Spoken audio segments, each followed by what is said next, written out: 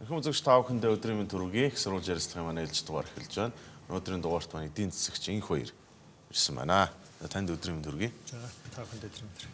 Тэгэхээр Монгол улсын нүүрсний экспорттой холбоотой нэг үйл явдал болж байна. Тийм ээ. Ялангуяа нүүрсний тээвэрлэдэг том автомашинуудын цуваа үүссэн гэж хэдэн жилийн тухай ярьж байна. Ер нь Хятадын засгийн газрын хувьд бол нүүрсний импортыг хязгаарлах чиглэлээр шийдвэрүүд гаргачихсан. Тэгэхээр энэ талаар яагаад ийм шийдвэр гаргах болов? Энэ нь Монголын нүүрсний экспорт, ер нь Монголын экспорт яаж нөлөөлөх вэ? За.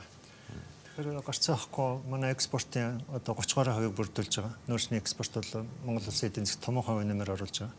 За оны эхний 10 сарын статистик мэдээнээс үзвэл экспортын нийт орлого нэг 750 гаруй сая доллараар нэмэгдсэн ба өнгөрсөн онтой харьцуулбал. Үүн дотор голлох бол зис нүүрсний экспортоос 900 гаруй сая долларын орлого нэмэгдсэн ба. Яг нөгөө талдаа алтны экспорт нь 300 сая доллараар буураад ингээд нийтдээ 750 сая доллар. Тэгэхээр энэ бол Монголын эдийн засгийн жилүүдэд бол томоохон хувь нэмэр оруулж байгаа хүчин зүйл юм.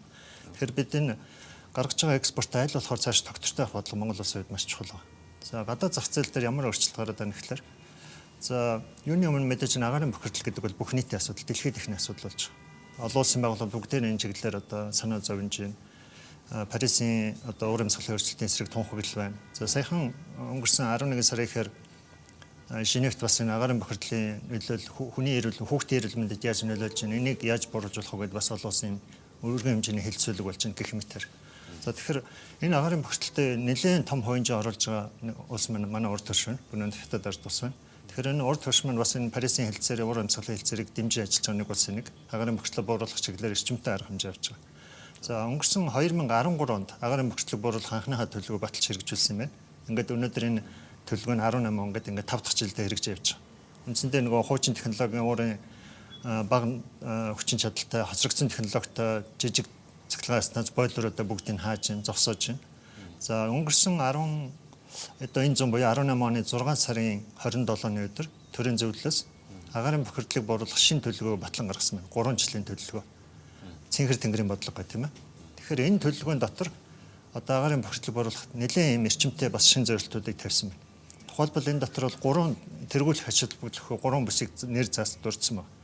Бээжин, Тэнжин, одоо энэ хэбэ орчмын төв гэдэг хамгийн агаарын бохирдлын зэгтэй төвлөрч байгаа. Одоо агаарын бохирдлын газрын зураг гаргахлаар далайн иргэний ажил дээр төвлөрсөн мужуудад маш их бохирдолтой байна шүү дээ, өндөр бохирдолтой. Тэгэхээр энэ мужуудад бол хамгийн түрүүн одоо агаарын бохирдлыг бууруулах том зорилттой тавьсан байна. Тухайлбал Хятад улс 13 онд нүүрсний нийт хэрэглээнд 4.2 тэрбум тонн байсан. Өнөөдрийн байдлаар 3.8 тэрбум тонн буурсан байна. Тэгэхээр энэ зорилтын хүрээнд 2020 он гэхэд нийт нүүрсний хэрэглээгээ 3.5 тэрбум тонн болгож бууруулна гэсэн зорилт тавьж байгаа. Одоо 2 жил хагасын дотор 300 сая тонноор нүүрсний эрчим хүчний нүүрсний хэрэглээгээ бууруулах гэж байна.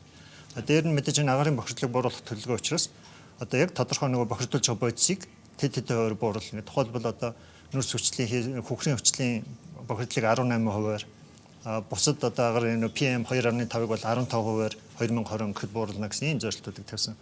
Энэ төлөвлөгөө хэрэгжиж эхэлж байгаа. Энэ бол бас тодорхой нөлөөлөл үзүүлж байна. 300 сая орчим 2 жилийн дотор. Эрчим хүчний нөөцийг тэгж байгаа. Энэ бол яг нөгөө эрчим хүчний салбарт тусгагдсан хэсгийг би зөвхөн дурдж ярьлаа л да.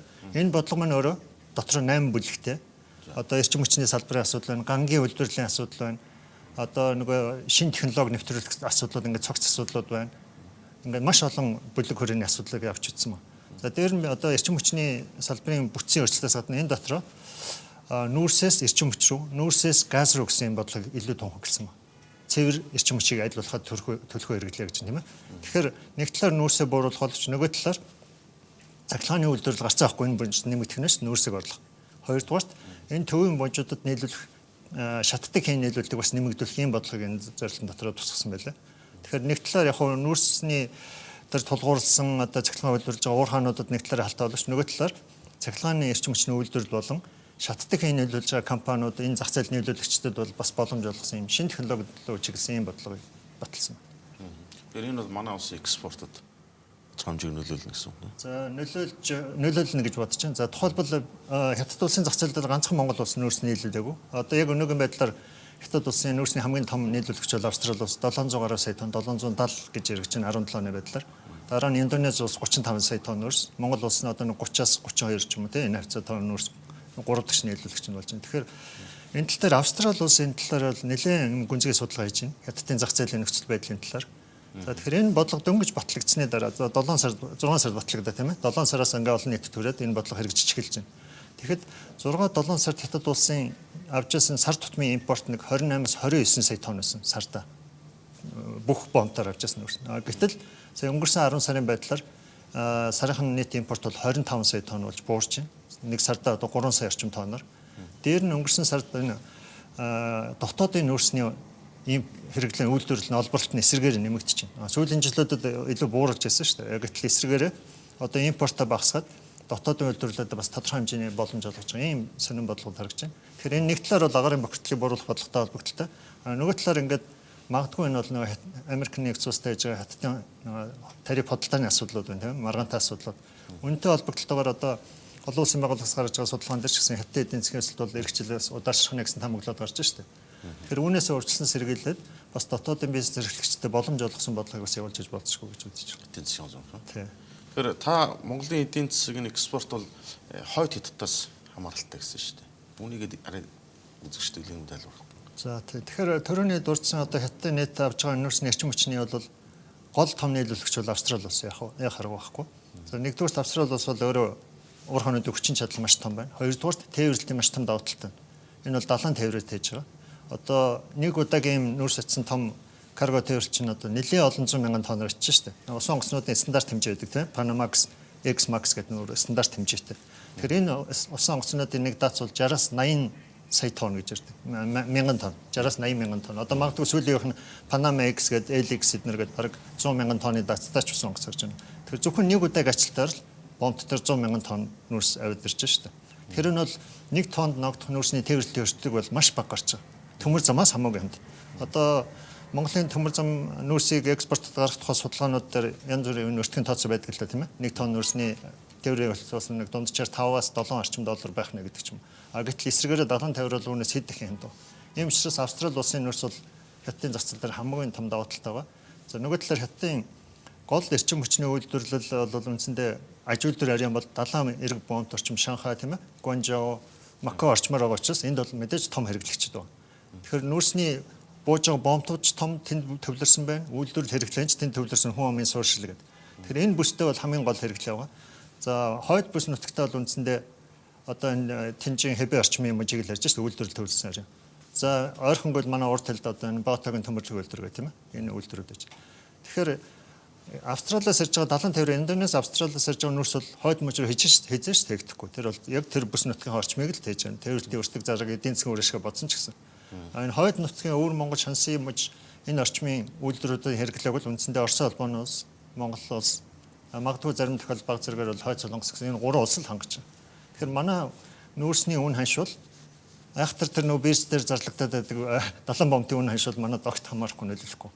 Тэгэхээр зөвхөн энэ одоо өвөр Монголын зах зээл дээр байгаа дотоодын үн ханшаар л манай үн ханш тогтож байгаа. Энэ импортын хязгаарлах бодлогын улмаас авто зам, ачааны машин, төмөр замын бомт, за далайн бомтууд дээр энэ нүүрсний хэмжээний бөөгнөрл үүссэн байна гэж.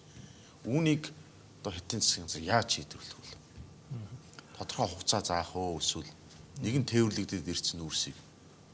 За энэ агаарын багшлаг бууруулах төлөвлөгөө гарснаас хойш Австралийн нүүрс хүртэл бас сааталд орсон байна. 20 сард. За 9-10 сарын мэдээг харж хахад 9 сард одоо тухайлбал далайн бомтууд дээр нүүрс атсан 900 гаруй 260 гаруй ус онгоц. Одоо ачаагаа буулгаж чадахгүй ингээ хүлээгээ зогсож байна гэдэг. Бас яг адилхан нэг далайн бомт дээр төгжрөл үүссэн.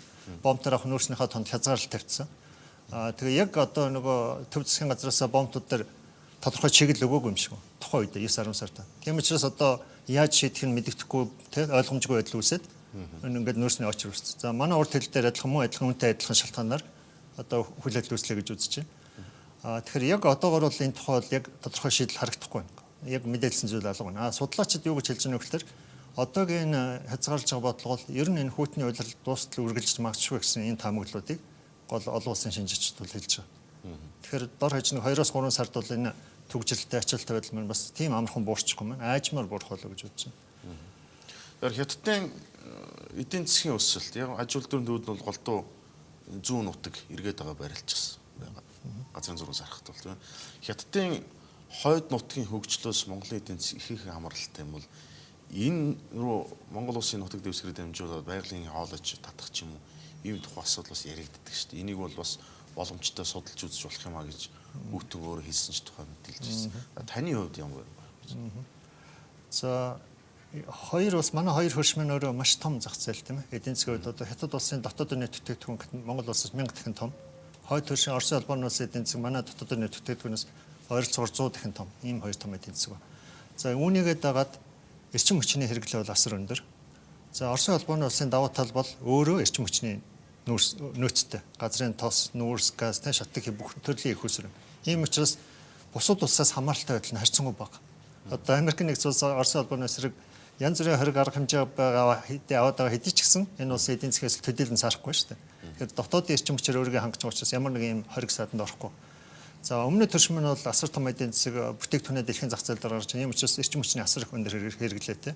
Энэ утгаараа Оросын албаны улсаас бол бүх төрлийн одоо эрчим хүчний бүтээгдэхүүн авч байна. Цахилгаан, нүүрс, газрын тос бүх төрлийн. За одоо манай зүүн талаар яригдаад байгаа нөгөө газрын шатдагхийн хоолой бол үндсэндээ эхний сувгаар тавиад ашиглаж байна тийм ээ. Тэгэхээр дараагийн хоёр дахь одоо шугамыг тавих тухай асуудал яригдж байна. Тэгэхээр хоёр дахь шугам дээр бол одоогоор бас яг нэгдлийн шийдэл хүрээгүй байна уу гэж харагдаад байна. Оросын албаны санал болгож байгаа ч гэсэн Хятад улс бол одоогоор яг энийг бол эцлэн тохирё гэж бол яг ярихгүй байсан төвшөнд. Гагцгүй одоо энэ саяхан яригдж байгаа агарын бохирдлыг бууруулах шинэ төлөвлөгөөний хүрээнд энэ асуудал арай урагшлах болов уу гэж найдаж байна. Одоо нүүрсийг цахилгаанаар шатдаг хийгээр солио гэж байна. Тэр тусмаа одоо яг энэ Бээжин, Тэнжин, Мужин, энэ Шанси мужийн орон бол Оросын зах зээлтэй их ойрхон учраас шатдаг хийн хэрэглэн эх хоноос нэмэгдэх магадaltaй. Тэгэхээр энэ бодлогын хуваарьнд тань Оросын албанаас авах шатдаг хийн их хэрэглээг нэмэгдүүлэх асуудал хөндөгдөх болжгүй гэж бодож байна. Газар зүйн байрлал Монголоор дайруулна гэсэн. Байрлалын хувьд бол одоогоор бол хэлэхэд үнэхээр хэлж мэдэхгүй байна. Тэгээ энийг бол яг гурван улсынхаа нөгөө бүс ба нутаг, бүс ба зам гэдэг санаачлагын хүрээнд илүү төлхөө яригдах болов гэж бодож байна.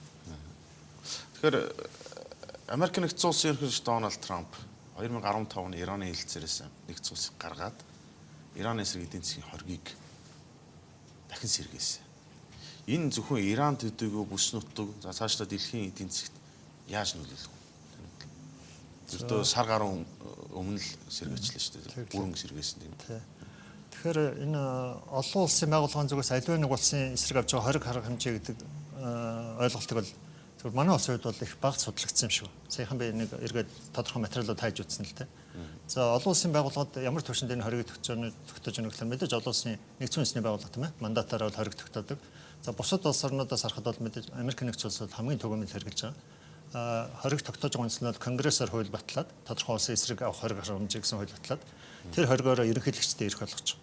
За өнгөрсөн 2017 онд яг энэ Иран, Оросын албанаас хойд солонгосын эсрэг хориг арга хэмжээ авах тухай гэсэн ийм хууль конгрессоос баталсан. Өнгөрсөн 17 оны 7 сард.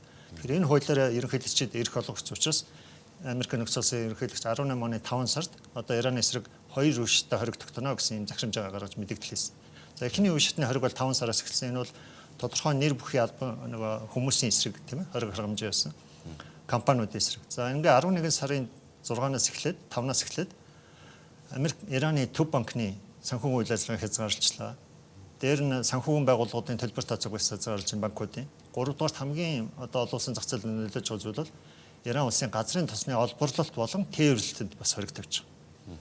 Тэгэхээр за энэ хориг одоо үйлчлэж эхлэнэгээд олон улсын зах зээл дээр нэлээд юм болгоомжтой төрсэн байсан. Гэтэл яг хориг мөрдөдөж эхлэх хугацаанд бол 8 улсад Иранаас газрын тос олборлохын бол төр хугацаагаар хөнгөлөлт эдлүүлсэн. Тэгэхээр энэ байдал нь бол газрын тосны үнийн ханшиг өнөөдөр ингэж буурахад хүргээд байна л да. Тэгэхээр энэ хориг бос дэлхийн бусад улс орнууд эдийн засгт яаж нөлөөлж байна гэхээр энэ бол маш их хор хогшилтод нөлөөлж байна.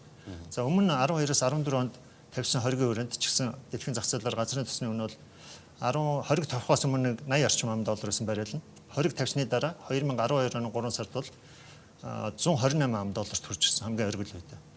Тэгэхээр энэ хугацаанд жишээлбэл манай эдийн засгт яаж нөлөөлсөн бэ гэх тийм ээ. Энийг зөвхөн хөнгөн ингээд нэг юм тооцоо хийгээд үзэхэд манай жилийн дундаж газрын тосны хэрэглээ бол нэг $800-аас $1 сая $1 тэрбум хооронд эргэлдэж байгаа. Үн ханш ер нь дундаж доктортой авах үед. Гэтэл энэ хориг тавигдсан 12, 13, 14 онд бид жилдээ 1.3 тэрбум долларын газрын төсвийн импортоор авсан Орос улбанаас. Ерөнхийдөө бит хэмжээ бол өсөөгүй. Зөвхөн үнийн зүрхнээс тооцоход жилдээ бид нар зөвхөн энэ хориг хэмжээнд самараад жилдээ 500-аас 600 сая долларын илүү төлбөр төлсөн болж таарч байгаа. Гэтэл эсрэгээр газрын төс олборлож байгаа улс орнууд эндээс бол хойдсон тийм ээ. Газрын төсний үнэ 80 байжгаад 120 хүртэл өсөж ирэхээр. Тухайлбал Оросын улбаны улсын тухайн жилүүдийн экспортод гаргасан газрын төс болон бүтээгдэхүүний тооцоог эргээд хараад үзэхэд энэ хугацаанд бараг 2-3 тэрбум долларын нэмэгдэл орлого болсон болж таарч байгаа. Тэгэхээр энэ хоригийн хүрээнд бол үндсэндээ одоо дэлхийн нэг 180 гаруй эдийн засаг байлаа гэхэд эндээс нэг ОПЕК болон ОПЕК-ийн гишүүн бус ингээд нэг 30-аад орн бол хожиж байна. Эсвэргээр цаана үлдэж байгаа хэрэглэгч 100-аас 150 улс орн бол импорт талдаа илүү үнэтэй газрын төс хэрэгжилж байна. Энэ үндснээс тухайн улсын нөгөө бүтээгдэхүүний үн нөртөгт нөлөөлнө шүү дээ. Тэгэхээр бүх тэр одоо баг буураа болон дундаж хөгжиж байгаа орнууд бол эндээс сохирч байгаа гэж ойлгож байна. Тэгэхээр энэ бол дэлхийн эдийн засагт ч гэсэн таагүй нөлөө үзэж байгаа. Нэг хэсэг улс орнуудад бол даваа тал олгож орлого болох. Даваа. ОПЕК-ийн хувьд ч гэсэн хэрвээ Ираны энэ олборлолт тээвэрлэлтийн хэмжээ мэдэгдүү хэмжээр буурвал бид зах зээл дээр нэмэх олборлолтоо нэмэх боломжтой л гэж ярьж байна шүү дээ. Оросын улбаны улс энэ Сауди Араб зэрэг улс орнуудын. Цаашаа ч гэсэн үнэнд бол ингэж нийлүүлэх аргаар нөлөөж болно гэж ойлгож байна. Тий, одоо 12 сарын ихээр ОПЕК-ийн дараагийн уулзалт болох гэж байна тийм ээ. Гишүүн орнуудын. Тэгэхээр Ираны хориг тавигдсанаас хойш бол ингээд яг газрын тосны зах зээл нөлөөлөгч улс орнууд ялангуяа ОПЕК бол удаадараа энэ талаар мэдээлэл хийж байгаа. За тухайн үед бол хэрвээ одоо энэ хориг тавигдаад дэлхийн зах зээл дээр газрын тосны хомсдол үүсэх юм бол ОПЕК бол олборлолтоо нэмэгдүүлнэ гэсэн шийдвэр хэлчихсэн. Сауди Араб ч гэсэн мөн адилхан тийм ээ. За саяхан одоо нэг сар гаруй өмнө Орос улс эрчим хүчний сайд Сауди Арабын эрчим хүчний сайдтай уулзаад бас ингээ хоёр орн энэ асуудлаар яах вэ гэдээ ярилцчихсан. Энэ дээр бас яг санал нэгдэхгүй байдал харагдчихсан. За гэтэл дахиад нэг шинэ нөхцөл байдал үүсэж байна тийм ээ. Одоо Сауди Арабын сэтгүүлч амнаас хохироос асуудал гарлаа. За удахгүй Америк нэгдсэн улсын төрийн департаментаас энэ талаар албан ёсны тайлангаа гаргаж мэдээлнэ гэж байна.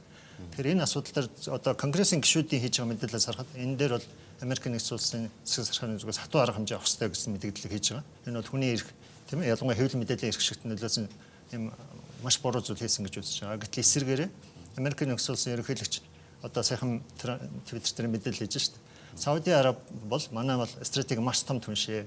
Одоо өмнө айлчлал хийхэд Сауди Арабаас зөвхөн Америк нэгдсэн улсад 450 тэрбум долларын ийм техник худалдааны хамтын ажиллагаанд өрнүүлэх юм сонирхолтой байна гэдгийг илэрхийлсэн гэж. Тэгэхээр гарцсан авахгүй Сауди Араб Америк нэгдсэн улсын зэвсгийн томоохон худалдаа авч бараг жилдээ 100 гаруй тэрбум долларын зэвсэг худалдаа авч. Тэгэхээр энэ өөрөө Америк нэгдсэн улсын экспортод нөлөөлөх учраас ялангуяа зэвсэглийн экспорт тийм ээ. Энэ дээр бол Америк нэгдсэн улсын ерөнхийлөгчний болгоомжтой ханд чинь яаран шийдвэр гаргахгүй байна. Тэгэхээр эцсийн дүндээ одоо ерөнхийлөгчийн Америк нэгдсэн ерөнхийлөгчийн бодлогын илүү хүчтэй нөлөөлөх үү, Конгрессийн гишүүдийн шахалт нь илүү нөлөөлөх нь энэ удахгүй тодорхой болох байх гэж бодож байна. Гэхдээ одоо зөвхөн мөнгөний өмнө одоо бүх хийж болохгүй шүү дээ. Америк нэгдсэн эрх шигт ашигтай учраас бид хориг тогтоохгүй гэх юм бол олон улсын байгууллагын зүгээс ч гэсэн энэ дээр бол мэдээж дарамтчхалд үзүүл таарна. Тэнд бол одоо хэрвээ тэр аимшигтай аллага болсон нотлогдох юм бол энэ дээр бол олон улсын байгууллагууд зөвч болон Конгрессийн зүгээс бас энэ хатуу арга хэмжээ аваач гэсэн шахалт үзүүлэх баг. Ингэх юм бол бас энэ газрын төсний зах зээл дээр бас л нэг өөрчлөлт гарах магадaltaй. Цагийн үеийн асуудлуудаас сонирхолтой ярилцлага өгсөн танд баярлалаа. За таны судалгаа шинжилгээний ажилд амжилтсаа. Эксар уул жарилцлагын манай ээлж дугаар өндөрлөө. Ирэх бие баригт иргэн уулзъя.